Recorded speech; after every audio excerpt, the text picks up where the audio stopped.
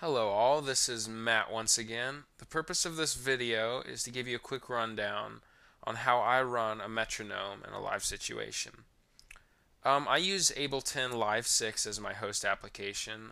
Through Ableton Live, I run my click, any various loops, as well as any live sampling that I would end up doing.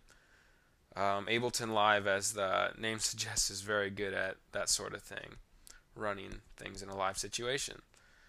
Um, Good way to start this out is to kind of give you an idea of how Ableton routes audio. Very basically, you've got your Q out and your master out. You can assign these to different outputs. We'll assign Q out to 2, which will be the right output of the laptop that I'm using, and master out to 1, which will be the left output. This is helpful if you want to split your click and your any audio that's going to come out of your computer. The Q out will be what our metronome uses. This is the button you click over here to enable the metronome. And also right here, this will be our master tempo. This identifies the master tempo. I usually set things up in what are called scenes. Scenes are the rows in Ableton Live. And Ableton Live is great because what you can do is you can just right click over in the master column, hit edit launch tempo, throw in any tempo you would like, and when you hit the play button, it'll automatically switch the master tempo to that specified tempo. You'll notice when I hit the play button that it didn't trigger the click. It's because in order for Ableton to trigger, it has to have some sort of file to trigger first. So what I usually do is I insert a blank MIDI clip over in the MIDI column, because I'm usually not triggering MIDI events. And while that's there, I usually use that to kind of write out a set list for myself.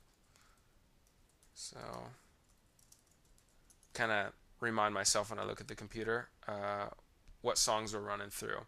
And it's also nice because you can throw in any notes that you'd want, such as, oh, if I'm playing guitar and I need to put a capo on the 2nd fret, it'll be sitting right there to remind me. So anyway, now that that's in there, you'll hear it triggered our click. And you'll notice that the click I'm using is not the stock click in Ableton Live. It's because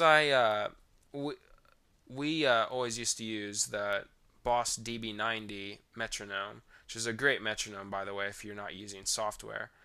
But we all got used to the click sounds on that. So I decided to kind of make some samples to sound similar to that and replace them.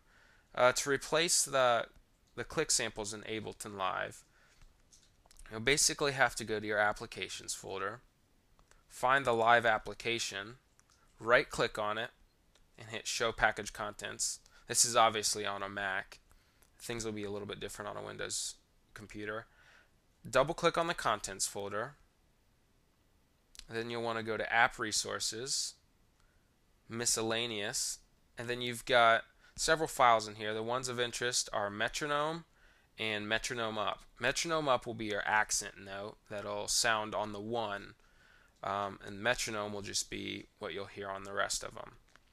So I'll make sure to make those available on the blog if you'd like to download it. The blog is matthuber.wordpress.com. Alright, that concludes this video. Thanks for checking it out.